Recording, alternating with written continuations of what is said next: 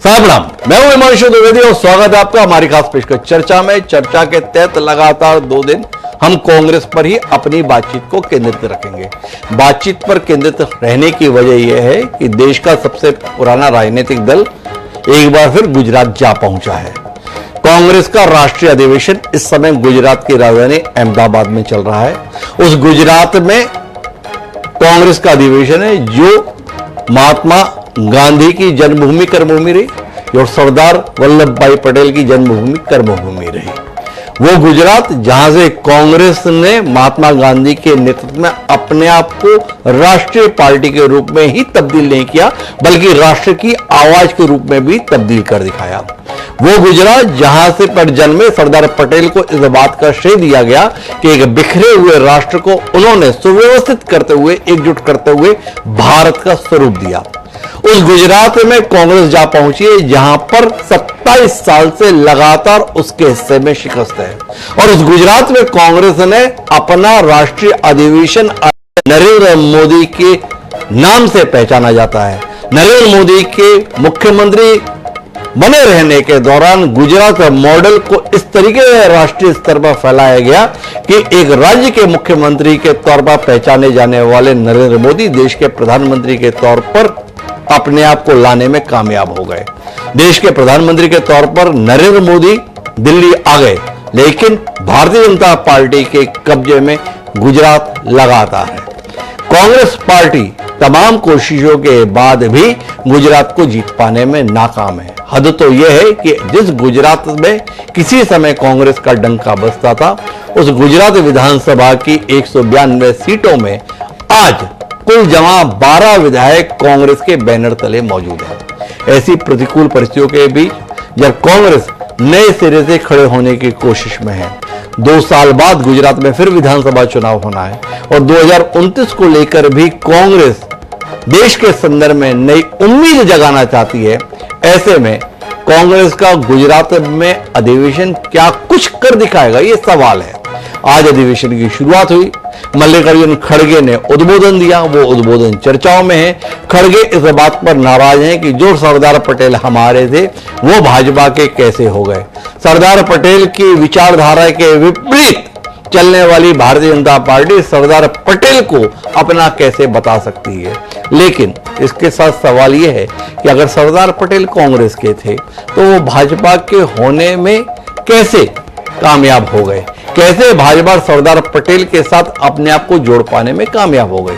सवाल बहुतेरे हैं। इस दिलचस्प राजनीतिक चर्चा का हिस्सा बनने के लिए कुछ खास मेहमान हमारे साथ मौजूद हैं। उनसे आपका परिचय कराएं उससे पहले समय है आज के विचार सूत्र का। हमारा आज का विचार सूत्र कहता है कि यदि तुम उड़ना चाहते हो तो वह सब कुछ छोड़ दो जो तुम्हें बोझिल बनाता है। गौतम बुद्ध के द्वारा क्या कमाल की बात कही गई है। कांग्रेस उड़ना चाहती है, अपनी खोई हुई आभा को वापस पाना चाहती है, पर क्या इसके लिए वह सब कुछ छोड़ देने के लिए तैयार है जिसने कांग्रेस को वक्त के साथ बोझ में तब्दील कर दिया है? ये सवाल जहन में रखते हैं और इसके साथ अपनी चर्चा को आगे बढ़ाते हैं। हमारे साथ इस दिलचस्प चर्चा का हिस्सा बनने के लिए खास तौर पर मौजूद है श्रवण गर्ग। श्रवण गर्ग जी को हमने खास तौर पर याद किया है। देश के जाने माने पत्रकार हैं। गुजरात श्रवण जी की भी कुछ समय तक कर्मभूमि रहा है, इसलिए हमने खास तौर पर श्रवण जी को याद किया है। हमारे साथ में यश भारती जी हैं, समाजवादी पार्टी के प्रवक्ता हैं। कांग्रेस के साथ कभी कभी हम सफर हो लेती है समाजवादी पार्टी, तो समाजवादी पार्टी कांग्रेस को लेकर क्या उम्मीद इस अधिवेशन के साथ देख रही है, जानने में हमारी दिलचस्पी है। हमारे साथ में आनंद दुबे जी हैं, प्रवक्ता है भारतीय जनता पार्टी के। भाजपा को हराने के मंसूबे के साथ गुजरात में पहुंची है कांग्रेस, तो ऐसे में आनंद जी की मौजूदगी हमारे लिए बड़ी महत्वपूर्ण है। और हमारे साथ में महिमा सिंह जी हैं, प्रवक्ता हैं कांग्रेस पार्टी की। आप सभी का स्वागत है। चर्चा की शुरुआत हम श्रवण जी के साथ करेंगे, लेकिन उससे पहले एक बयान पर दृष्टि डालेंगे। होती है, विचारधारा पे बहुत काम होता है, लेकिन उसके बाद इंप्लीमेंटेशन नहीं होता। सब जगह देश में इंप्लीमेंटेशन का प्रॉब्लम है। सो इस बार मैं ऐसा कहूंगा और मैं एक हाथ जोड़ के रिक्वेस्ट करूंगा कांग्रेस लीडर्स को कि जो भी आप डिसाइड करिए, कमेटी बनाइए, उनको एक टाइम टेबल दीजिए, उनको रिसोर्सेज दीजिए कि ये काम 2 महीने, 3 महीने, 6 महीने, 1 साल में खत्म होना चाहिए। तो ये है सैम पेत्रोदा, एक समय टेक्नोक्रेट के तौर पर पहचाने गए, आजकल इंडियन कांग्रेस की ओवरसीज के अध्यक्ष हैं। उन्होंने देश के सबसे बड़े अखबार दैनिक भास्कर से बातचीत में ये कहा कि कांग्रेस फैसले तो अच्छे ले लेती है ऐसे अधिवेशन में, पर उनका क्रियान्वयन नहीं कर पाती है। श्रवण जी हमारे साथ हैं, ऐसे तमाम अधिवेशनों के प्रत्यक्षदर्शी रहे हैं श्रवण गर्ग जी, पचमढ़ी से लेकर आज तक के। श्रवण जी किस उम्मीद के साथ में इस आयोजन को देख रहे हैं? श्रवण जी आपकी टिप्पणी। हिमांशु जी, बहुत ज्यादा मुझे उम्मीद नहीं है या उम्मीद कम है। उसके कई कारण हैं जी।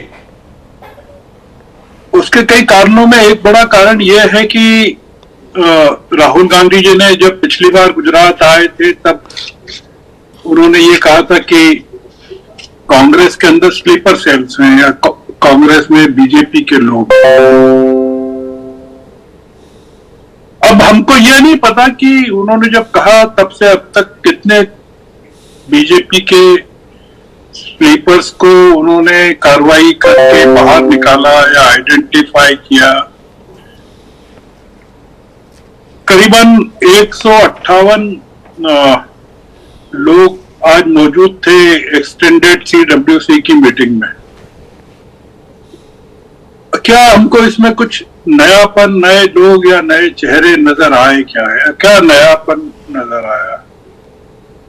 तो एक थोड़ा सा, चूंकि गुजरात के बारे में एक जो चीज आपने शायद कही या आपने ही कही अभी जी कि नरेंद्र मोदी को छोड़कर 11 साल हो गए गुजरात को जी, तो शाह साहब भी नहीं है। उसके बावजूद कांग्रेस वहां अपनी जगह नहीं बना पाई, जो कि कांग्रेस का एक गढ़ रहा है। कांग्रेस की हुकूमतें रही है वहां, और लगभग 3 दशक से कांग्रेस वहां सत्ता में नहीं है। तो अब देखते हैं राष्ट्रीय मुद्दों पर और गुजरात पर जो 2 रेजोल्यूशंस आने वाले हैं उनमें क्या होता है। दूसरा ये कि सैम पेट्रोडा ने जैसा कहा कि रेजोल्यूशन से क्या होता है, मामला एग्जीक्यूशन का है। तो मैं बहुत ही इसको कहना चाहिए कि एक सांस रोककर प्रतीक्षा करूंगा कि क्या निकलता है, क्योंकि मैं अभी ये कहूं कि बहुत जो नजर आ रहा है वो राहुल गांधी के अलावा कुछ नजर नहीं आ रहा कांग्रेस में आज की तारीख में। तो प्रतीक्षा करना चाहते हैं श्रवण जी? मैं श्रवण जी के पास में आता हूं थोड़ी देर में। मेरे साथ में महिमा सिंह जी हैं, कांग्रेस पार्टी की राष्ट्रीय प्रवक्ता है। महिमा जी, कमाल की बात है, देर से ही सही कांग्रेस ने गांधी की इधर भी किसी को ढूंढा। जयराम रमेश जी ने बताया हम गुजरात इसलिए आए हैं कि महात्मा गांधी को कांग्रेस का अध्यक्ष बनने की यह 100वीं जयंती है, और हम गुजरात इसलिए भी आए हैं कि सरदार वल्लभ भाई पटेल की 150वीं जयंती है। देश तो मानो भूल ही गया था कि सरदार वल्लभ भाई पटेल और कांग्रेस का भी कोई नाता था। भारतीय जनता पार्टी ने तो सरदार वल्लभ भाई पटेल को ऐसा लिया कि कई बार तो भ्रम हो जाता है कि जनसंघ या भाजपा की स्थापना श्यामा प्रसाद मुखर्जी ने की थी या सरदार वल्लभ भाई पटेल ने। क्या कहती है महिमा जी? जय हिंद। डॉक्टर द्विवेदी, आपने जो बात कही बिल्कुल दुरुस्त है कि जयराम रमेश जी बता रहे हैं हम गांधी और पटेल की धरती पर आए हैं और उन्हीं के विचारधारा और सिद्धांतों पर चर्चा करने के लिए, और उसी पथ पर जिसे न्याय पथ का नाम हम दे रहे हैं, उस न्याय पथ पर चलने आए हैं, जिस न्याय की यात्रा आजादी से पहले गांधी और पटेल ने, इस देश के सेनानियों ने, सबने जो तय किया था वो रास्ता, उसी पर चलने के लिए हम आए हैं। और आपने ये भी खूब कहा कि भाजपा ने ये एक मुहिम छेड़ दी जिसके तहत इतना ऊंचा पुतला बना के उन्होंने सोचा कि पटेल पर हमारा ही आधिपत्य है।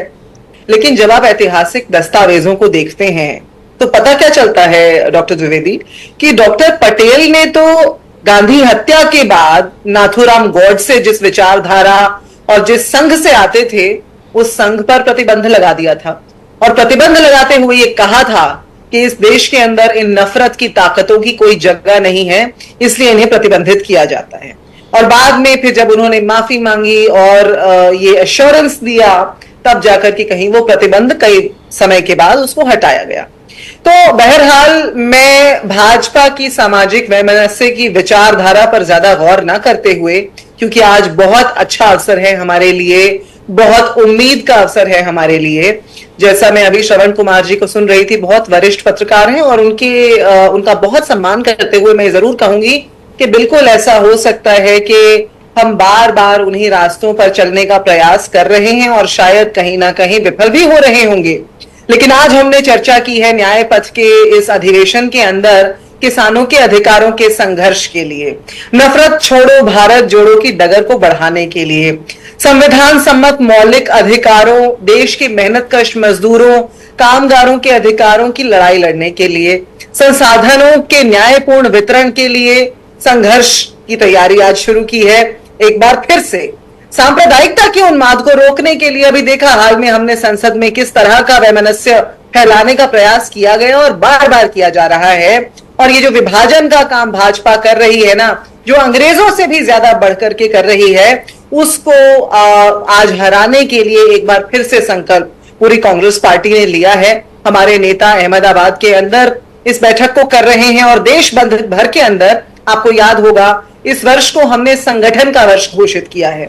तो इस संगठन के वर्ष में न्याय पथ पर चलने का हमारा संकल्प दृढ़ है डॉक्टर द्विवेदी, और इस बात का बिल्कुल मैं यकीन दिला सकती हूं श्रवण कुमार जी को भी और आपके दर्शकों को भी, और दिल पर हाथ रख के कह सकती हूं कि संकल्प दिल से पक्का है, प्रयास बिल्कुल 100% होंगे, लेकिन क्योंकि लड़ाई बहुत बड़ी है और जो पाठ इस समाज के अंदर करने का काम पिछले 11 साल में किया गया है वो भी बहुत गहरी है, तो इसलिए मेहनत हमें बहुत करनी है और हम उससे कतराते नहीं हैं। चाहे वो किसानों को टारगेट करने की बात हो या मजदूरों को टारगेट करने की बात हो या मुसलमानों को, अल्पसंख्यकों को टारगेट करने की बात हो या हिंदुओं को, इस देश के बहुसंख्यकों को बरगलाने की बात हो, कांग्रेस पार्टी तत्परता से अपनी लड़ाई लड़ रही है और लड़ती रहेगी।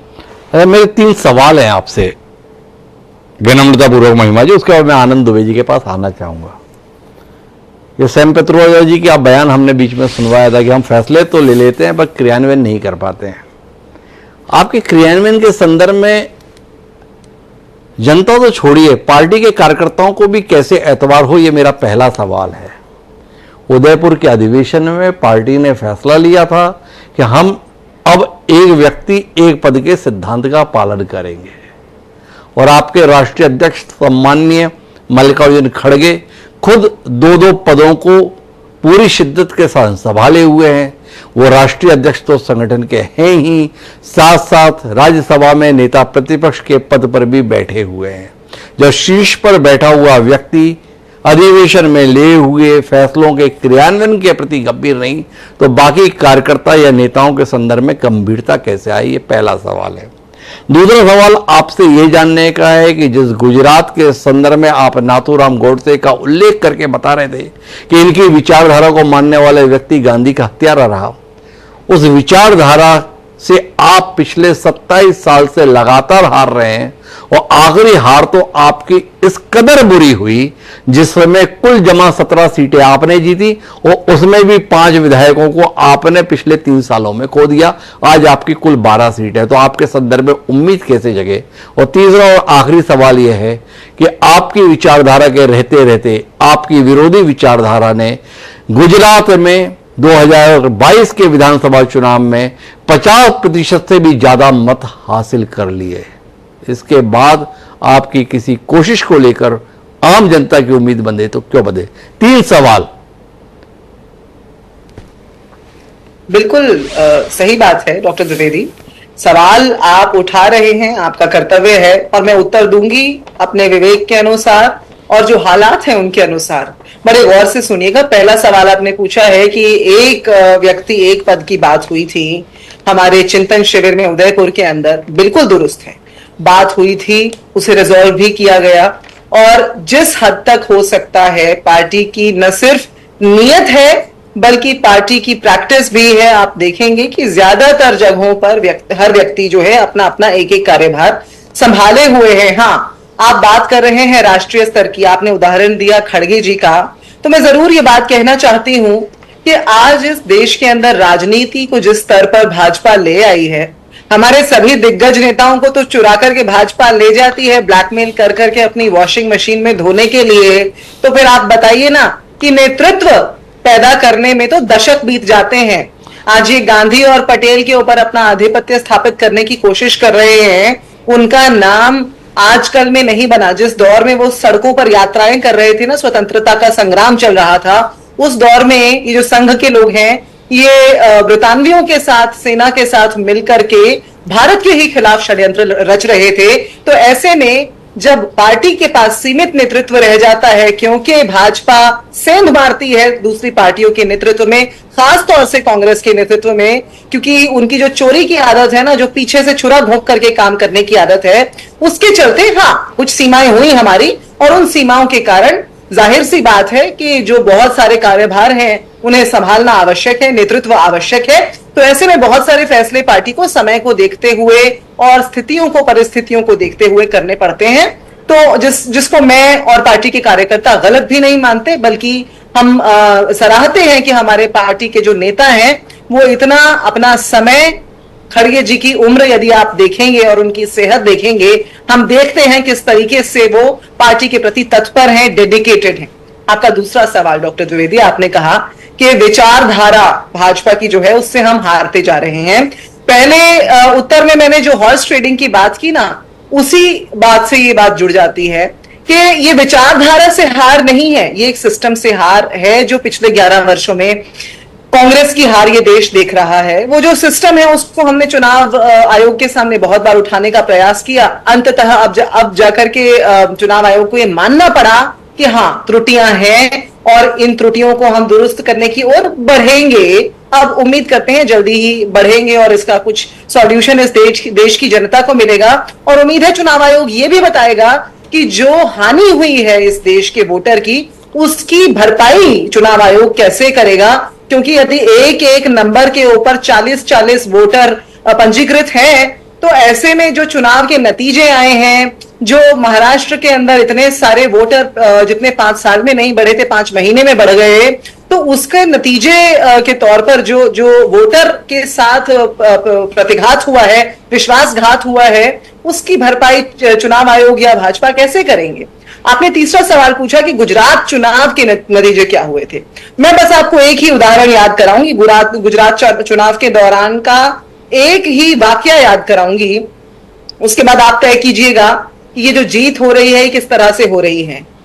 गुजरात में वोटिंग की सुबह थी, मतदान की सुबह थी। प्रधानमंत्री नरेंद्र मोदी पहुंचे थे राणिप विधानसभा के अंदर। उन्होंने 100 मीटर का रोड शो किया, पैदल चल के, दोनों तरफ लोगों का मजमा लगा हुआ था, पैदल चल के वोट बूथ तक गए और पीछे पीछे उनका जो है वो वाहन चलता रहा, काफी दूर तक वाहन में भी चले। चुनाव आयोग ने न इसका कोई संज्ञान लिया, न इसके ऊपर कोई कार्रवाई की। तो इसके परिणाम स्वरूप यदि गुजरात के अंदर आप कहते हैं कि साल दर साल, चुनाव दर चुनाव भाजपा जीतती जा रही है, तो फिर से एक बार जो सवाल है वो वोटर से हट करके या चुनावी प्रणाली से हट करके जो चुनावी मशीनरी है उस पर आकर खड़े हो जाते हैं। लेकिन सवाल इस बात का है कि जिन नरेंद्र मोदी के रहते हुए गुजरात विधानसभा चुनाव में 7 साल पहले कांग्रेस पार्टी 70 सीट जीत पाने में कामयाब रही थी, उस कांग्रेस पार्टी को 17 सीटों पर ला देते हैं नरेंद्र मोदी 100 मीटर पैदल चलकर। तो उसके बाद में कांग्रेस से उम्मीद करें कि वो खड़ी हो जाएगी, सवाल है। पर मैं आनंद दुबे जी के पास आता हूं। आनंद दुबे जी, मल्लिकार्जुन खड़गे आज बहुत नाराज है आप लोगों पर, बोले आपके पास अपना नेता होता नहीं है, हमारे नेता को चुराकर अपने आप को उसका वारिस बताने की कोशिश करते हो। खड़गे जी बहुत नाराज हुए। खड़गे जी की नाराजगी आप पे पहुंची कि आनंद दुबे जी की नहीं पहुंची? हिमांशु जी, बड़ा अच्छा एक शेर याद आ गया मुझे, मैंने कहा पहले आपको सुना दूं फिर आगे बढ़ते हैं। एक बड़ा अच्छा शेर है कि कहते हैं मुझसे इश्क का अफसाना चाहिए, कहते हैं मुझसे इश्क का अफसाना चाहिए, रुसवाई वो करे हमें शर्माना चाहिए। तो सबसे बड़ी बात यह है कि मैं अभी लगातार सुन रहा था महिमा जी को, बात खड़गे जी की है, तो देखिए खड़गे जी की एक उम्र है, हमारे आदरणीय हैं, बुजुर्ग हैं, लंबा अनुभव है, उनका कोई क्रोध भी है तो हम सिरोधार्य करते हैं उसे आदर सहित। लेकिन एक बात जो महिमा जी ने कही, हमारे लोग चुरा ले जा रहे हैं। आपने अपने घर का दरवाजा इतना कमजोर कैसे कर लिया कि लोग आपका घर छोड़ छोड़ के चले जा रहे हैं और आपको पता ही नहीं चल रहा है? अब होगा भी क्यों नहीं, जब आप पार्टी में एक ही परिवार को, एक ही कुनबे खानदान को शीर्ष पे रखेंगे, उन्हीं के हिसाब से पूरी पार्टी चलेगी, तो निश्चित रूप से पार्टी में जो भी विचारवान लोग होंगे या जिनका मन दुखी होता होगा, वो हो सकता है कहीं और भी जाएं। सिर्फ हमारे यहां ही नहीं आए हैं, बाकी जगह भी गए हैं, कुछ आपके सहयोगी दल है वहां भी चले गए हैं। लेकिन सबसे बड़ी बात, मैं कई चीज सुन रहा था, इन्होंने सरदार पटेल की बात कहा, वो हमारे थे। देखिए हम तो ये मानते हैं सरदार पटेल पूरे देश के थे, वो एक महापुरुष थे जिन्होंने इस देश के एकीकरण में, इस देश के स्वतंत्रता आंदोलन में, इस देश में विभिन्न प्रकार से अपने आप को खपा दिया। लेकिन उन सरदार पटेल को सम्मान देने में, भारत रत्न देने में आप आके 1991 में दे रहे हैं। उसके पहले आपने इंदिरा जी को दे दिया, राजीव जी को दे दिया, पूरे जिसको मन किया उसको दे दिया। लेकिन सरदार पटेल साहब को सम्मान देने में, और छोड़िए बाबा साहब अंबेडकर का भी ये लोग नाम लेते हैं, उनको भी भारत रत्न कब मिला? जब हमारी पार्टी ने वीपी सिंह के साथ गठबंधन किया और जब सरकार बनी तब। तो ये तो वो लोग हैं जो सबको धोखा देते आए हैं, सबसे झूठ बोलते आए हैं। आज मैंने सुना कि राहुल गांधी जी ने उसमें कहा है कि हम मुस्लिमों, ब्राह्मणों और दलितों के चक्कर में रह गए, पिछड़ा हमें छोड़ के भाग गया। अरे साहब, काका कालेलकर कमेटी की रिपोर्ट से लेकर मंडल आयोग तक आपने पिछड़ों को नुकसान ही तो पहुंचाने का काम किया, उनके हक को मारने का काम किया। और तो मंडल कमीशन के सिफारिशों को लेकर, मंडल कमीशन को लेकर जब संसद में चर्चा हो रही थी तो राजीव गांधी जी ने उस समय क्या कहा था? पिछड़ों को बुद्धू कह के संबोधित किया था राजीव गांधी जी ने, यह उस समय के अखबारों में छपा है। तो आपने सबको धोखा दिया, आप किसी के नहीं हैं। और आप आगे बढ़िए, आपने इस देश की बहुसंख्यक आबादी को आतंकवादी ठहराने का काम किया, भगवा आतंकवाद, हिंदू आतंकवाद की थ्योरी गढ़ने का काम किया। और ये मैं नहीं कह रहा हूं, ये तो सुशील शिंदे साहब ने एक्सेप्ट किया है कि भाई ये इस तरह की चीजें कांग्रेस के समय में प्लांट की गई। अब आप सुशील शिंदे जी से पूछ लीजिए, भाई भगवा आतंकवाद की थ्योरी किसके समय में दी गई? हिंदुओं को आतंकवादी बताने की साजिश किसने की? ये कांग्रेस पार्टी ने की। तो कांग्रेस पार्टी ने हमेशा से वही काम किया है। अब आज देखिए, घूम फिर के सुई वहीं आई है। क्या कह रहे हैं इनके गुरुजी, राहुल गांधी के गुरुजी पित्रोदा साहब, कांग्रेस बातें तो कर लेती है, जमीन पे उतार नहीं पाती है। बिल्कुल सही कहा उन्होंने। नेहरू जी गरीबी हटा रहे थे, नहीं हट पाई, फिर इंदिरा जी ने नारा दिया तब भी नहीं हटी। और पता नहीं कौन सी गरीबी हटा रहे थे कि करोड़ों शौचालय हमें बनवाने पड़े, जनधन अकाउंट हमने खुलवाए, आवास हमने बनवाए, उज्ज्वला गैस के कनेक्शन हमने दिए। थोड़ा रुकिए आनंद जी, आपने इतने विस्तार में 2-3 सवाल कर लेते हैं कि वो गरीब हटा रहे थे, कौन सी गरीब हटा रहे थे? आपने हटा दी। 80 करोड़ लोगों को मुफ्त राशन बांट रहे हैं आप। गरीबी हट गई तो 80 करोड़ मुफ्त की रोटी खाने वाले लोग इस देश में क्यों मौजूद है? पहला सवाल। दूसरा सवाल आपने उठाया कि इन्होंने सरदार वल्लभ भाई पटेल को 1991 में भारत रत्न दिया। आप भी सत्ता में कब आ गए थे? आप सत्ता में अटल जी के नेतृत्व में तो आ गए थे 1998 में। और अगर आपको स्पष्ट बहुमत की ही सरकार चाहिए थी तो 2014 में आ गए थे। ये चौधरी चरण सिंह को भारत रत्न देने का आपको 2024 में क्यों सूझा, थोड़ा बताएं। अब आपने पूछा 80 करोड़ लोगों को हम राशन क्यों दे रहे हैं। जी, कोरोना काल में जब इस देश में सारी व्यवस्थाएं ठप हो गई थी, लोगों को अपना रोजगार खोना पड़ा, उन लोगों को आर्थिक रूप से सबल बनाने के लिए, ताकि उनको 2 वक्त की रोटी की चिंता न हो और वो अपने कामकाज पर फोकस कर सके, रोजी रोजगार कमा सके, इसलिए वो व्यवस्था शुरू की गई थी और वो व्यवस्था लगातार जारी है ताकि हम उनको आर्थिक रूप से सबल बना सकें। आनंद जी बहुत विवेकवान प्रवक्ता हैं आप, और भारत की सनातन संस्कृति में आस्था रखने वाले भी हैं। हमारी सनातन संस्कृति में मुफ्त की रोटी को कभी सराहा नहीं गया है। तो 2 ही स्थितियां हैं, या तो आप मुफ्त की रोटी खिला रहे हैं या आप जरूरतमंदों को भोजन करा रहे हैं।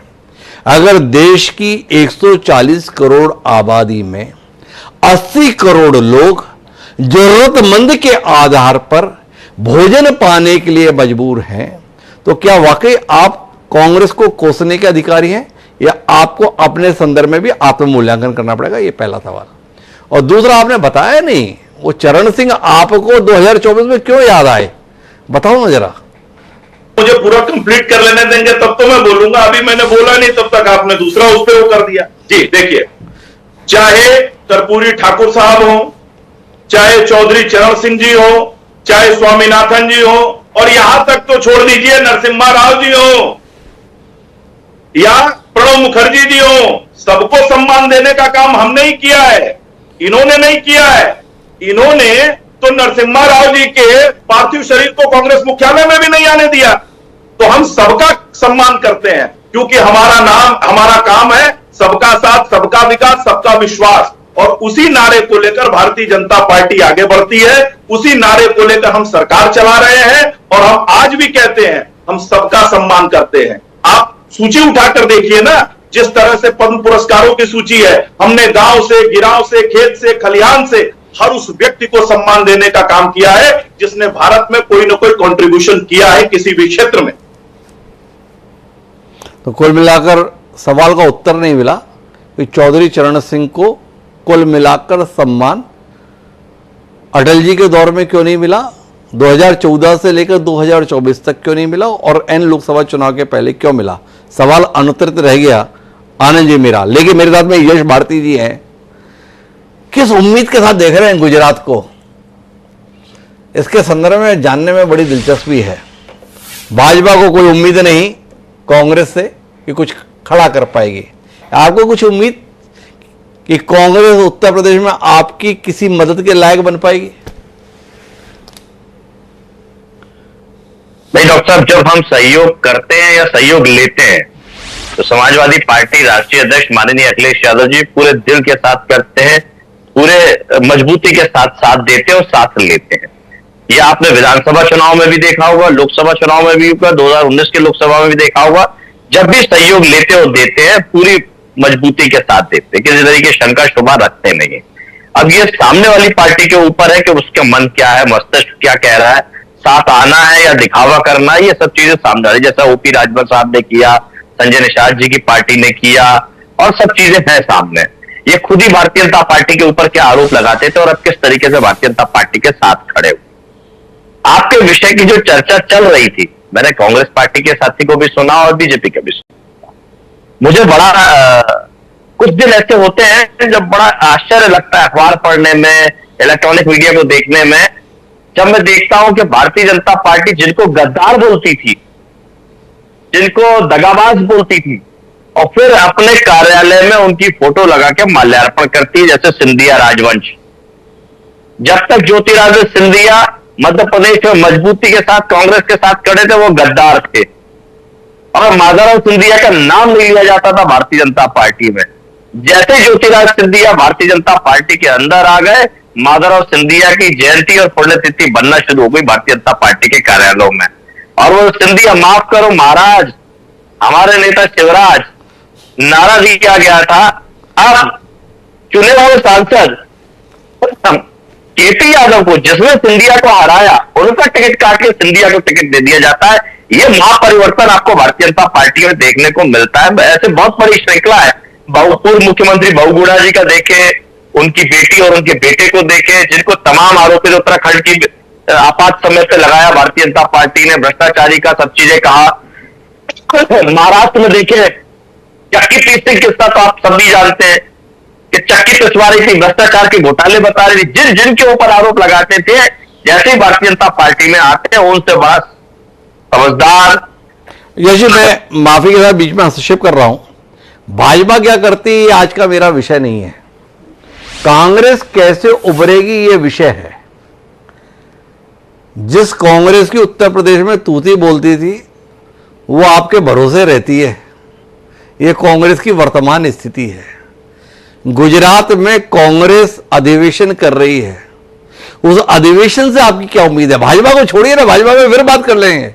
आज दिन कांग्रेस का है, आप कांग्रेस को इतना गया बीता मान रहे हैं कि उसके अधिवेशन के दिन भी भाजपा भाजपा कर रहे हैं।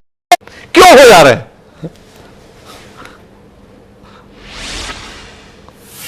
बाद मौका दिया है तो जो मैंने भाजपा के साथी की बात सुनी उस पर चर्चा ना करूं, ये तो बेईमानी हो जाएगी। इसीलिए मैं उस चर्चा को कर रहा हूं, उस ईमानदारी के साथ कर रहा हूं जो भारतीय जनता पार्टी ने पूरी ईमानदारी के साथ काम किया है। मैंने ज्योतिरादित्य सिंधिया का वो अधिवेशन में बोलता हुआ चेहरा देखा है, जो माइक को ठोकते हुए बोलते थे, ना कांग्रेस झुकेगी, ना बिकेगी, ना डरेगी, और वो सिंधिया आज भारतीय जनता पार्टी में केंद्रीय मंत्री बने हुए हैं। तो ऐसे तमाम लंबी श्रृंखला है। अब जहां तक आप कांग्रेस पार्टी की मुझसे बात करना चाहते हैं सीधे तौर पे, तो मैं सीधे तौर पे एक बात कह दूं, दुनिया को सबसे बड़ी पार्टी कहने वाली भारतीय जनता पार्टी, वो भी पूरे देश के अंदर अपने दम पे चुनाव न लड़ पा रही है, ना सरकार बना पा रही, केंद्र में भी राज्य में भी। कुछ चुनिंदा राज्य हैं जो अपने दम पे सरकार बनाई हुई, उसके अलावा सहयोग की भावना के साथ में ही काम कर पा रही है। कांग्रेस पार्टी को अगर उभरना है, कांग्रेस पार्टी को तैयार होना है, भारतीय जनता पार्टी को रोकना है, कुशासन को रोकना है, तो उसको सहयोग की भावना बड़े दिल के साथ करनी पड़ेगी। छोटे दिल के साथ काम हो नहीं पाएगा। ये मेरा व्यक्तिगत सुझाव है, चाहे वो मध्य प्रदेश में देखने का आया हो, चाहे छत्तीसगढ़ में देखने को आया हो, चाहे राजस्थान में देखने का आया हो, या बिहार में देखने को आया। बिहार का चुनाव है, आगामी चुनाव है, 70 सीटें कांग्रेस पार्टी को मिली थी। केवल जिद से सीटें ले लेना, लेकिन जीत के लिए काम नहीं करना, यह परिणाम दुखदायी है। और उसका परिणाम हम सब भुगत रहे हैं कि नीतीश कुमार जी, एनडीए की सरकार बिहार के अंदर है। जीत की जगह जीत और हार और सामूहिक जीत के पीछे काम करने के लिए, जिसमें मौजूदा दौर में भारतीय जनता पार्टी कर रही है, भले अपने सहयोग किसी भी तरीके से डरा के, कमरे के अंदर मार पीट करके, डेंटिंग पेंटिंग करके, चेहरा चमका करके, ब्यूटी पार्लर से निकली हुई दुल्हन की तरह सजा करके अपने सहयोगी को ले आते कि ये हमारी आज की दुल्हन है, ये हमारे आज के दूल्हा है, और इन्हीं के साथ हम काम करेंगे। जैसा भी वक्फ बोर्ड के समय किया, कि आप देखिएगा जिस भी दिन इनका गठबंधन टूटेगा, ये सब सहयोगी, चरण सिंह जी के लिए आपने पूछा, जयंत चौधरी जी जवाब देंगे, और भी चंद्रबाबू नायडू जी जवाब देंगे, नीतीश कुमार जी जवाब देंगे। नीतीश कुमार जी तो पहले भी एक बार नरेंद्र मोदी जी को अस्वीकार कर चुके। तो वही मेरा व्यक्तिगत सुझाव कांग्रेस पार्टी के लिए यही है, बड़े दिल के साथ, सहयोग की भावना के साथ में काम करना पड़ेगा। अच्छा, ये बताओ यश भारती जी, ये राहुल गांधी गुजरात गए थे तो उन्होंने बोला कि हमारे यहाँ दो किस्म की कांग्रेस है, एक जो कांग्रेस के लिए काम करती है, एक जो भाजपा के लिए काम करती है। उत्तर प्रदेश में आपका अनुभव क्या है? उत्तर प्रदेश में भी 2-3 प्रकार की कांग्रेस है, एक भाजपा के लिए काम करती है, एक समाजवादी पार्टी के लिए काम करती है, एक बसपा के लिए काम करती है, एक कांग्रेस के लिए काम करती है। क्या राहुल गांधी के दर्द को आप समझ पाए? क्या सहयोगी है ना आप उनके? नहीं डॉक्टर, इस बात के लिए तो कांग्रेस पार्टी के साथी ज्यादा बता पाएंगे, लेकिन जो मौजूदा दौर चल रहा है, अवसरवादी लोग हर जगह है। जहां उन्हें अवसर मिलेगा वो अपना अवसर तलाशेंगे। विचारधारा और उनकी कही हुई बातों से उन्हें कोई मतलब नहीं है। मन की बात कह के, हृदय की बात कह के, हृदय परिवर्तन की बात कह करके वो नए नए अवसर तलाशते हैं। और जैसे भारतीय जनता पार्टी के में तमाम उदाहरण दिए, चक्की पीसिंग का एक बड़ा उदाहरण है, ये सब चीज चलेंगे। लेकिन देश की मजबूती के लिए सभी दल मजबूत हो, मजबूती के साथ चुनाव लड़े तो बेहतर होगा। कांग्रेस पार्टी अगर करती है तो मेरी शुभकामनाएं। मेरी शुभकामनाएं ये यश भारती का कहना है। अब मैं असल बातचीत के लिए श्रवण जी आपके पास आना चाहता हूं। कांग्रेस इंदिरा गांधी के दौर से केवल गांधी नेहरू परिवार के इर्द गिर्द ही खड़ी दिखाई देती है। अगर आज आनंद दुबे इस कार्यक्रम में सवाल उठा पाए पीवी नरसिम्हा राव के संदर्भ में, तो इसके संदर्भ में अतीत है। सरदार वल्लभ भाई पटेल के संदर्भ में आप भी इस बात से इत्तेफाक रखते होंगे कि भाजपा ये वातावरण बना पाने में कामयाब रही कि सरदार वल्लभ भाई पटेल के साथ ज्यादती हुई थी, नेहरू को प्रधानमंत्री के पद पर थोपा गया था और आजादी के बाद सरदार वल्लभ भाई पटेल को वो स्थान और सम्मान नहीं मिला इतिहास के पन्नों में जो उनकी शख्सियत को मिलना चाहिए था। आज कांग्रेस नेहरू गांधी को भूल महात्मा गांधी के साथ सरदार वल्लभ भाई पटेल का उल्लेख बड़ी जोर शोर से कर रही है। इस परिवर्तन पर श्रवण जी की दृष्टि क्या है? वो मानते हैं हाँ ऐसा था, और इस परिवर्तन के संदर्भ में भी क्या उन्हें भविष्य को लेकर कोई उम्मीद दिखती है? श्रवण जी देखिए, सबसे पहले तो मैं सरदार पटेल की बात करता हूं। मैं सरदार पटेल को इसलिए हाईजैक किया नरेंद्र मोदी जी ने कि वो गुजरात के थे और गुजरात के एक आइकॉन को हाईजैक करना मोदी जी के लिए बड़ा आसान काम था। मोदी जी बिहार के, उत्तर प्रदेश के, दक्षिण भारत के किसी आइकॉन को हाईजैक नहीं कर सकते थे क्योंकि उनमें क्षमता ही नहीं थी। तो गुजरात में एक मास अपील के तौर पर सरदार पटेल को उन्होंने हाईजैक करके उनकी प्रतिमा बना दी। हम लोग ये सवाल नहीं करते हैं कि गांधी जी की हत्या जो की वो इन्हीं लोगों ने की, और भारतीय जनता पार्टी आज भी गांधी जी की सबसे ज्यादा हत्या करके सावरकर का महिमा मंडन करने में लगी हुई है। तो आप गुजरात के महात्मा गांधी को अपमानित कर रहे हैं और पॉलिटिकल गेन्स के लिए आप सरदार पटेल को महिमा मंडित कर रहे हैं।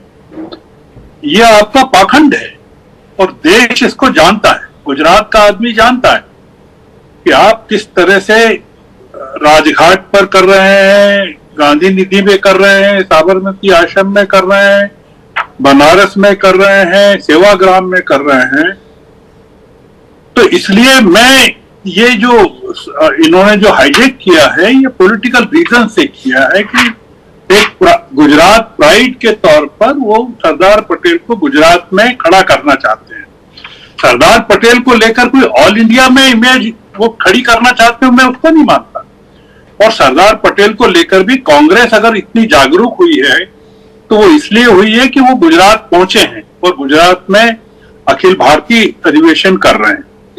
दूसरी बात ये रही कि आप अगर देखें कि भारतीय जनता पार्टी ने अपने खुद के आइकॉन्स को किस तरह से अपमानित किया है और कांग्रेस के आइकॉन्स को सम्मानित कर रहे हैं।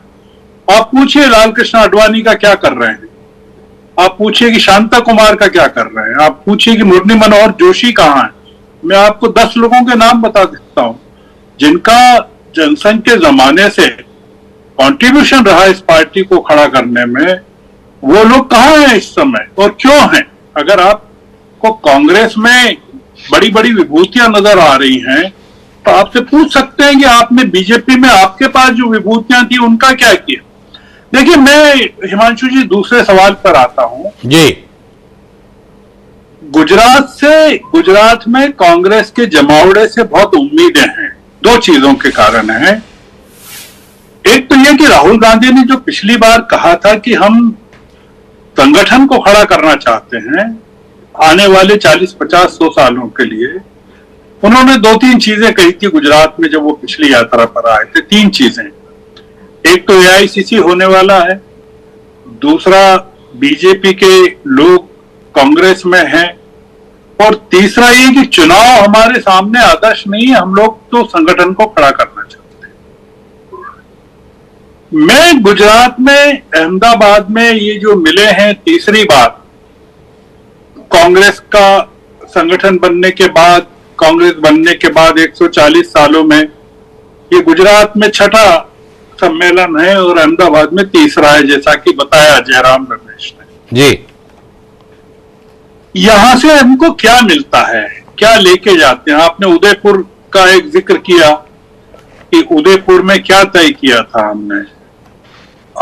मैं आपको बता सकता हूं कि पचमढ़ी में क्या तय किया था। मैं पहले भी बता चुका हूं कि मौजूद था वहां। आपने कहा कि एक व्यक्ति एक पद की बात कही थी, उदयपुर में बहुत सारी बातें कही थी। मैं अतीत में नहीं जाना हो तो अब गुजरात में संगठन के तौर पर कांग्रेस इतनी कमजोर है कि हाल के चुनाव में उसको जितनी सीटें मिली थी, 90 के ऊपर सीटें मिल चुकी थी, तो आज ये स्थिति कैसे हो गई है? तो संगठन के तौर पर कांग्रेस अपने आप को कैसे खड़ा करती है? कांग्रेस में 2 टेस्ट मानता हूं हिमांशु जी कांग्रेस के लिए। पहली टेस्ट ये मानता हूं कि राजनीतिक रूप से कांग्रेस बिहार में क्या करके दिखाती है, क्योंकि 3 बार राहुल गांधी पहुंच चुके हैं अभी हाल के दिनों में, और हम देख रहे हैं कि वहां विपक्षी एकता पूरी तरह से समाप्त हो गई है। इंडिया ब्लॉक बिहार में पूरी तरह से हमको नजर नहीं आ रहा है कि एग्जिस्ट करता है क्या, क्योंकि आरजेडी के साथ किस तरह के संबंध होंगे नहीं होंगे अभी क्लियर नहीं। बिहार में अगर भारतीय जनता पार्टी की फिर से सरकार बन जाती है तो कांग्रेस के लिए सबसे बड़ा धक्का मौजूद होगा। और दूसरा ये कि ये जो मिल रहे हैं कल एआईसीसी का जो सम्मेलन है, इसमें से अगर देश के लिए कोई नई कांग्रेस बन के निकलती है, जैसा राहुल गांधी कह रहे हैं कि हम एक नई कांग्रेस बना रहे हैं, अगर वो नई कांग्रेस वही रहती है जिसमें आप उन्हीं केसी वेणुगोपाल और जयराम रमेश और इनको देखते हैं मंच टॉप पर, तो पवन खेड़ा को, तो हम क्या किस कांग्रेस की उम्मीद कर रहे हैं? किस कांग्रेस की उम्मीद कर रहे हैं? श्रोणी, मैं एक टिप्पणी चाहता हूं संक्षिप्त में। किस कांग्रेस से आप उम्मीद भरी निगाह से और देख रहे हैं? महिमा सिंह जी ने मल्लिकार्जुन खड़गे के 2 पद संभालने के संदर्भ में यह दलील दी है, संकट है हमारे पास में विश्वसनीय नेतृत्व का, भाजपा चुरा ले जाती है। मतलब कांग्रेस देश का सबसे पुराना राजनीतिक दल नेतृत्व के स्तर पर इस कदर दीनहीन हो गया है कि गांधी परिवार से इतर भरोसे के लायक एकमात्र खड़गे हैं जो इन दोनों पद के संदर्भ में उपयुक्त हैं। अन्य कोई व्यक्ति अगर नेता प्रतिपक्ष हो जाएगा तो भरोसे के लायक नहीं है, वो पार्टी के साथ बना रहेगा या भाजपा के साथ मिल जाएगा। अगर कांग्रेस इतना असुरक्षा बोध के साथ ग्रसित है, आप मानते हैं देश उस पर भरोसा करेगा? देखिए, मैं महिमा सिंह जी ने जो कहा उस पर तो टिप्पणी नहीं करूंगा। मैं एक कांग्रेस का एक संकट तो जरूर मानता हूं कि कांग्रेस को आगे ले जाने के लिए जिस तरह के नेतृत्व की या जिस तरह के लोगों की जरूरत है, जिस तरह के सोच के लोगों की जरूरत है, वो लोग हैं नहीं। दूसरा ये संकट है कि राहुल गांधी की जो कॉम्पिटेबिलिटी है, या राहुल गांधी जिनको पसंद करते हैं या ना पसंद करते हैं, वो बड़ा मैटर करती है कांग्रेस में। तो उस लिहाज से अगर चलें तो बीजेपी और कांग्रेस में या नरेंद्र मोदी और राहुल गांधी में कोई फर्क नजर नहीं आता है कि मतलब हमारा जो पैमाना है हमारे नजदीक होने का लोगों के, वो ये है कि हम जिनके साथ हमारी इक्वेशन है या जिनको पसंद करते हैं वो है। तो कांग्रेस में कुछ एक कारण ये भी है कि बहुत सारे लोग सिंधिया क्यों छोड़कर चले गए, मतलब जो आपने एक सवाल उठाया इन्होंने, तो इसलिए छोड़ के चले गए कि वो कमलनाथ ने जिस तरह की टिप्पणियां की उनके बारे में, या दिग्विजय सिंह के साथ जिस तरह की इक्वेशंस रही उनकी, आप वो छोड़ के क्यों चले गए? मतलब आप मिलिंद देवड़ा क्यों चले गए, जितिन प्रसाद क्यों चले गए, हेमंत बिस्वा शर्मा क्यों चले गए?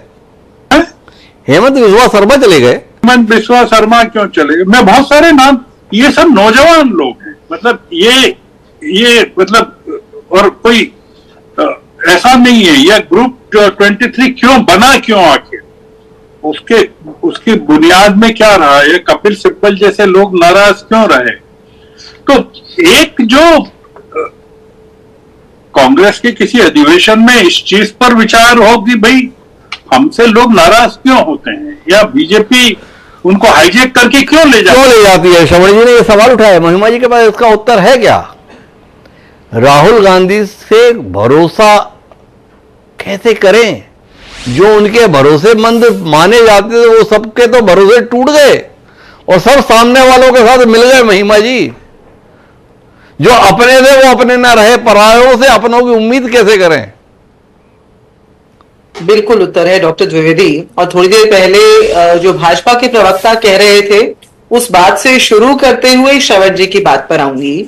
थोड़ी देर पहले जब भाजपा के प्रवक्ता से आपने ये बात पूछी, पहली बात तो आपकी इस बात से बहुत बिल्कुल असहमत हूं कि कांग्रेस दीनहीन हो गई है या किसी बुरी अवस्था में है। नहीं, मैं ये समझती हूं कि बुरी अवस्था में वो व्यक्ति होता है जो घुटने टेक देता है, हार मान जाता है महत्वाकांक्षा और असुरक्षा के आगे। भाजपा के प्रवक्ता ने एक शेर सुनाया था और उसी शेर के आगे शिरकत करते हुए मैं जरूर इकबाल अशर कुरैशी की ये पंक्तियां कह देना चाहती हूं उनको कि मैं खुद ही जहर उसके पियाले में घोल दूं। भाजपा क्या करती है? मैं खुद ही जहर उसके पियाले में घोल दूं और खुद ही ये कहूं वो बहुत बदजुबान है।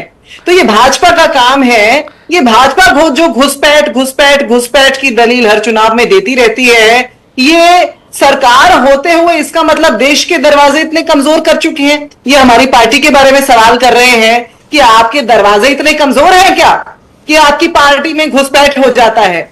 तो फिर भाजपा ने इस देश के दरवाजे इतने कमजोर कर दिए हैं क्या कि हमारे देश में घुसपैठ हो जाता है और हर जगह इनको चुनाव में यही दलील देने पड़ती है? आने वाले समय में देखिएगा बंगाल में यही दलील देंगे।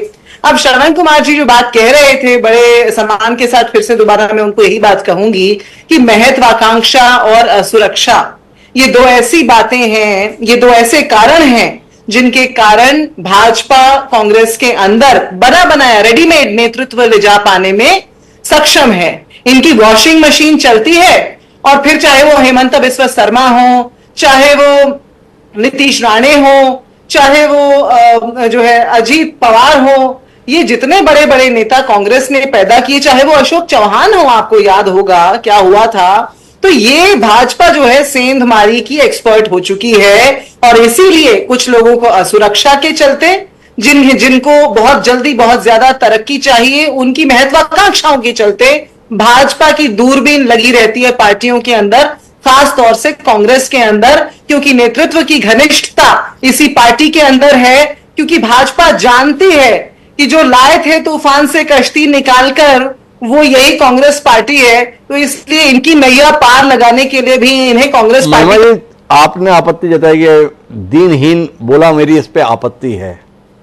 आपने खुद ही कहा था खड़गे जी इसलिए क्योंकि कोई दूसरा नहीं है। तो अब इतनी बड़ी पार्टी और नेतृत्व के संदर्भ में कोई दूसरा नहीं कहेगी तो दीनहीन सी महसूस हो गई। एक तो सवाल ये था।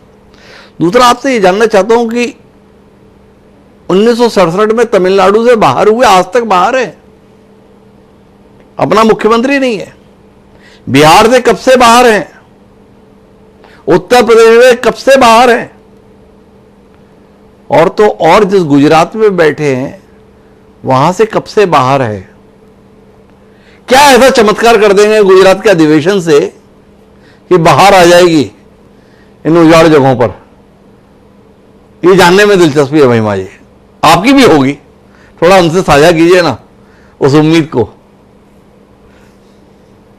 मेरा तो दृढ़ निश्चय है कि कांग्रेस के सिपाही के तौर पर आपने पूछा कि मेरी दिलचस्पी से ज्यादा बड़ा मेरा दृढ़ निश्चय है। पैदाइशी कांग्रेसी हूं, तीसरी पीढ़ी की कांग्रेसी हूं और कांग्रेस के इतिहास से बहुत अच्छे से वाकिफ हूं और आने वाले भविष्य के लिए शमशीर हाथ में लेकर और विचार दिमाग में लेकर के चलती हूं। उसी के साथ आपको ये बता सकती हूं कि हम तत्पर हैं, हम लड़ रहे हैं। यही हमारी सबसे बड़ी, जिस पार्टी के चुनाव से पहले अकाउंट फ्रीज कर दिए जाते हो गलत तरीके से, और वो डटी रहे और 400 पार के मंसूबों को कामयाब न होने दे, इसे क्या कहते हैं डॉक्टर द्विवेदी? आपने जितने सारे प्रदेशों के अभी नाम गिनाए, मैं तो यही कहती हूं कि कांग्रेस पार्टी तो वो समुद्र है, वो एक तरह से मैं कहूंगी कि वो खजाना है जहां से जो निकलता है चमक जाता है, और भाजपा तो वो वायरस है जो जिस पार्टी में लग जाती है उसे खत्म करके ही मानती है। इनके सहयोगियों का हश्र देख लीजिए ना जरा। आप देखिए पंजाब में शिरोमणि अकाली दल को, आप देखिए हरियाणा में जजपा को, इसी प्रकार से आप देख लीजिए प्रदेश दर प्रदेश कांग्रेस पार्टी के सहयोगी। अब आप देखिए वक्फ बिल के बाद क्या होने लगा, इनके जदयू और रालोद के अंदर क्या होने लगा है, किस तरह की टूट होने लगी है, और ये तो बस डूबता हुआ जहाज है। कहां तो आप इस बात में खुश हैं क्या महिमा जी? एक सवाल लेता हूं, फिर आनंद जी से बात करता हूं। भाजपा के संदर्भ में आपका आरोप है ये अपने सहयोगियों को खा जाती है, और कांग्रेस के संदर्भ में अतीत का अनुभव यह बोलता है कि सहयोगी कांग्रेस को खा जाते हैं। कौन सा विकल्प आपको बहुत बढ़िया लगता है?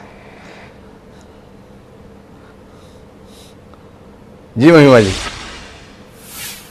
ये विकल्प की बात नहीं है डॉक्टर द्विवेदी। मैं ये समझती हूं कि देखिए हमारा जो चरित्र है वो एक आप देखिए ना, हिंदू संस्कृति में देवता किसे कहते हैं? जो देता है, जिसका हाथ बढ़ता है देने के लिए, और एक दूसरा है जो सेंध मारता रहता है, चोरी की मानसिकता से चलता है। तो कांग्रेस पार्टी को मैं उस देवता की तरह से देखती हूं, जिसने इस देश को नेतृत्व दिया, जिसने इस देश की विचारधारा को दिशा दी, जिसने इस देश को एम्बिशंस दी, लक्ष्य दिए, और आज न्याय पथ देने जा रहा है। ऐसी पार्टी की तत्पर सिपाही होने के नाते बहुत फख्र से कहती हूं कि कांग्रेसी हूं और अंतिम सांस तक कांग्रेसी रहूंगी। और ऐसे रहेंगे। मैं आनंद जी के पास आना चाहता था, लेकिन मैं बीच में यश भारती जी से टिप्पणी कर लेता हूं। देखो, दानवीरता के चरम पर है महिमा जी कांग्रेस के संदर्भ में अपनी भावनाएं व्यक्त करते हुए।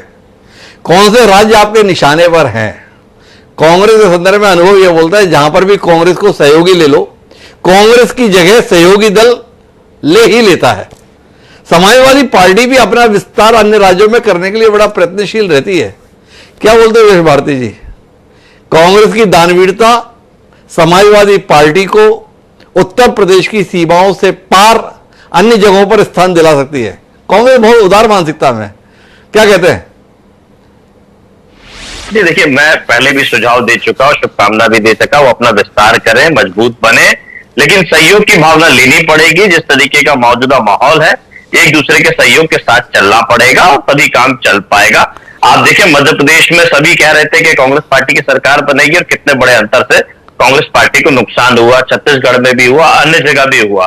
तो ये नुकसान ना हो पाए, बेहतर है कि हमारे सबका एक ही लक्ष्य है, भारतीय जनता पार्टी एनडीए के कुशासन को रोकना, उसमें मिलजुल के काम करना। अपनी भावना छोड़ो ना, हमारे सवाल को उत्तर पर भी आओ ना। कांग्रेस के संदर्भ में और भाजपा के संदर्भ में इस अंतर से आप इत्तेफाक रखते हैं क्या? भाजपा अपने सहयोगियों को खा जाती है और कांग्रेस को सहयोगी खा जाते हैं। यही भारती जी इसमें कुछ कहना चाहते हैं? नहीं, दोनों चीजों में बहुत अंतर है। मैंने बिहार के चुनाव का अंतर आपको बताया, 70 सीटें कांग्रेस पार्टी को लगी थी।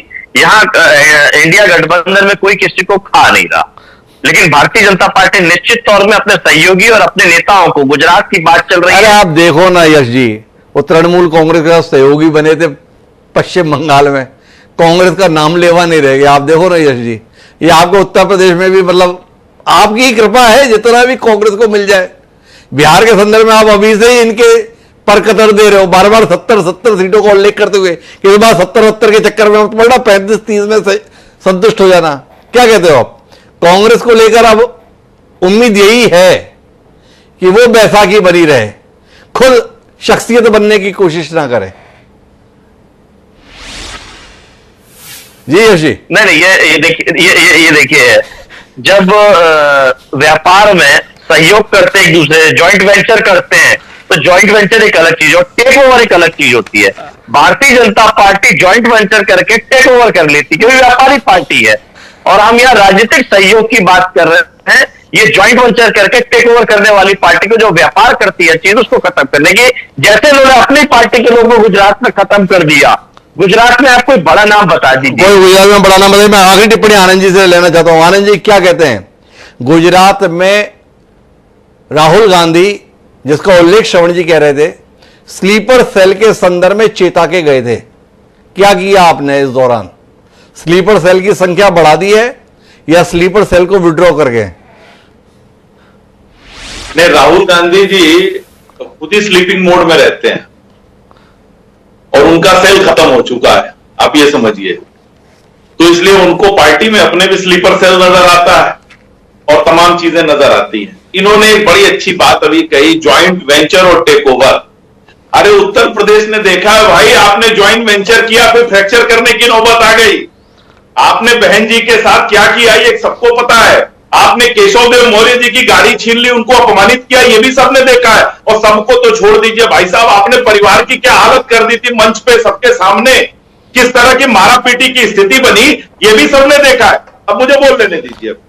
महिमा जी बातें कर रही थी, कह रही थी, मुझे एक दुष्यंत कुमार का शेर याद आ गया कि होने लगी है जिस्म में जुम्बिश तो देखिए, इस पर कटे परिंदे की कोशिश तो देखिए, और जिसने नजर उठाई वही शख्स गुम हुआ, इस जिस्म के तिलस्म की बंदिश तो देखिए। ये वही कांग्रेस पार्टी है कि जिसने भी नजर उठाने की कोशिश की, कांग्रेस पार्टी ने उसको उठा के बाहर फेंक दिया। ममता बनर्जी कौन है? ममता बनर्जी वो है जो दिल्ली में आई और सोनिया गांधी जी ने उनसे मिलने का समय नहीं दिया उनको, उसके बाद उन्होंने अपनी पार्टी बनाई। शरद पवार कहां से गए? और ये जितने नेता इनकी पार्टी छोड़ छोड़ के गए हैं वो कहां से गए हैं? इसलिए क्योंकि इन्होंने बता दिया कि देवता और देव एक परिवार है, वही देगा, बाकी लोग याचक हैं, मांगेंगे खड़े होके, भैया दे दो दे दो, वो कहेंगे नहीं देंगे, फिर कान पकड़ के बाहर कर देंगे। यही स्थिति है। यही स्थिति ये कहना था आनंद दुबे जी का, लेकिन कांग्रेस शायद इससे निकलने की कोशिश में है। अरसे से भाजपा के निशाने पर रहा गांधी परिवार आज खुलकर सरदार पटेल को नेता के तौर पर स्वीकार कर रहा है। क्या ये परिवर्तन जनता के बीच कांग्रेस की स्वीकार्यता को बढ़ाएगा? क्या ज्वाइंट वेंचर के संदर्भ में यश भारती जी की अभिलाषा को कांग्रेस आने वाले समय में पूरा करती हुई दिखाई देगी? और महिमा जी की अपेक्षा नए सिरे से कांग्रेस जमीन पर दिखेगी? तीनों पर हमारी निगाह रहेगी। आप सभी मेहमानों को बहुत बहुत धन्यवाद हमारे साथ इस राजनीतिक चर्चा का हिस्सा बनने के लिए। समय है अब आज के शेर का। तो हमारा आज का शेर कहता है कि एक साल गया, एक साल नया है आने को। एक साल गया, एक साल नया है आने को, पर वक्त का अब भी होश नहीं दीवाने को इवेशा। तो कुल मिलाकर कांग्रेस के पास चुनौतियां बहुत है। अपने को ही कोसते रहेंगे तो अपनों के बीच में उम्मीद कैसे पैदा करेंगे?